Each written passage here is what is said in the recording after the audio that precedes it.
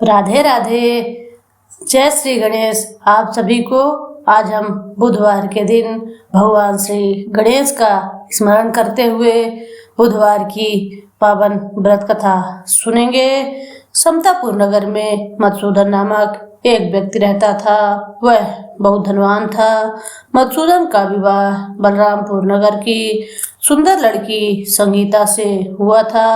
एक बार मधुसूदन अपनी पत्नी को लेने के लिए बुधवार के दिन बलरामपुर गया।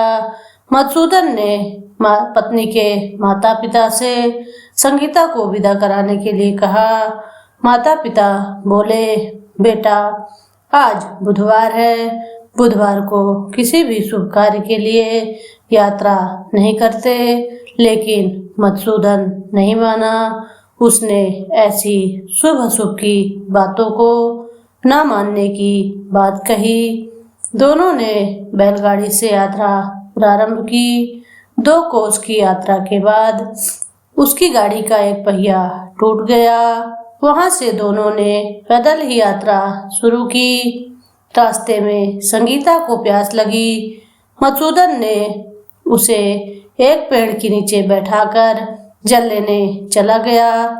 थोड़ी देर बाद जब मधुसूदन कहीं से जल लेकर वापस आया तो वह बुरी तरह हैरान हो गया, क्योंकि उसकी पत्नी के पास उसकी ही शक्ल सूरत का एक दूसरा व्यक्ति बैठा हुआ था। संगीता भी मधुसूदन को देखकर हैरान रह गई। वह दोनों में कोई अंतर नहीं कर पा रही थी।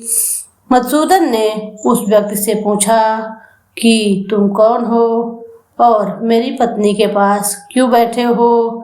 मधुसूदन की बात को सुनकर उस व्यक्ति ने कहा, अरे भाई, यह मेरी पत्नी संगीता है। मैं अपनी पत्नी को ससुराल से विदा कराकर लाया हूँ। लेकिन तुम कौन हो जो मुझसे ऐसा प्रश्न पूछ रहे हो। मधुसूदन ने कहा, तुम जरूर कोई चोर या ठग हो। यह मेरी पत्नी संगीता है। मैं इसे पेड़ के नीचे बैठाकर जल लेने गया था। इस पर उस व्यक्ति ने कहा, अरे भाई, झूठ तो तुम बोल रहे हो। संगीता को प्यास लगने पर जल लेने तो मैं गया था। मैंने तो जल लाकर अपनी पत्नी संगीता को पिला भी दिया। अब तुम चुपचाप यहाँ से चलते बनो, नहीं तो किसी सिपाही को बुलाकर तुम्हें पकड़वा दूंगा। दोनों एक दूसरे से लड़ने लगे। उन्हें लड़ते हुए देख बहुत से लोग वहां एकत्र हो गए। नगर के कुछ सिपाही भी वहां आ गए। सिपाही उन दोनों को पकड़कर राजा के पास ले गया। सारी कहानी सुनाकर राजा भी कोई निर्णय नहीं कर पाया। संगीता भी उन दोनों में से अपने वास्तविक पति को नहीं पहचान पा रही थी। राजा ने दोनों को कारागार में डाल देने के लिए कहा। राजा के फैसले पर असली मधुसूदन भयभीत हो उठा। तभी आकाशवाणी हुई, मधुसूदन, तूने संगीता के माता पिता की बात नहीं मानी और बुधवार के दिन अपने ससुराल से प्रस्थान किया। यह सब भगवान बुद्धदेव के प्रकोप से हो रहा है। मधुसूदन ने भगवान बुद्धदेव से प्रार्थना की कि हे भगवान बुद्धदेव, मुझे क्षमा कर दीजिए। मुझसे बहुत बड़ी गलती हुई। भविष्य में अब मैं कभी बुधवार के दिन यात्रा नहीं करूँगा और सदैव बुधवार को आपका व्रत किया करूँगा।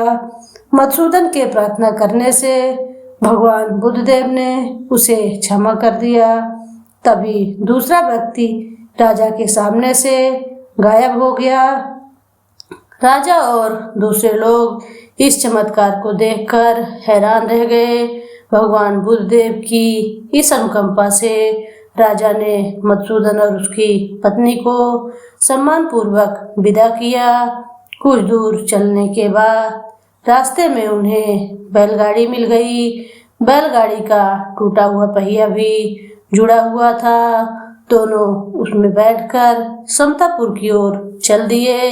मधुसूदन और उसकी पत्नी संगीता दोनों ने बुधवार को व्रत करते हुए आनंद पूर्वक जीवन यापन करने लगे।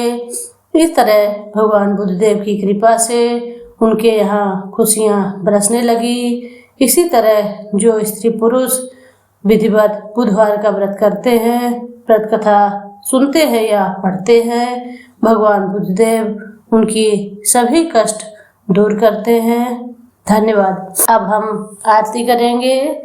जय गणेश जय गणेश जय गणेश देवा, माता जकी पार्वती पिता महादेवा, एक दंत दयावंत चार भुजाधारी, एक दंत दयावंत चार भुजाधारी, माथे पर तिलक सोए मूस की सवारी, माथे पे तिलक सोए मूस की सवारी, पान चढ़े फूल चढ़े और चढ़े मेवा, लड्डुअन का भोग लगे संत करे सेवा।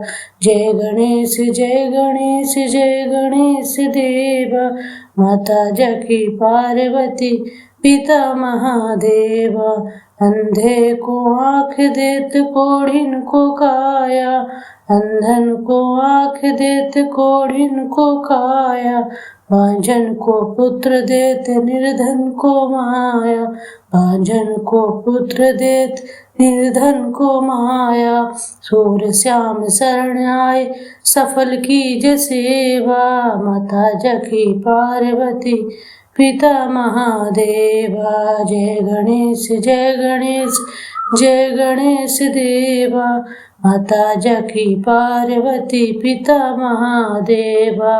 बोलो गणेश जी भगवान की जय। अगर आप मेरे चैनल पर नए हैं तो मेरे चैनल को सब्सक्राइब करें, लाइक करें और शेयर करें। अगर आपको ये कथा और आरती अच्छी लगी हो तो धन्यवाद।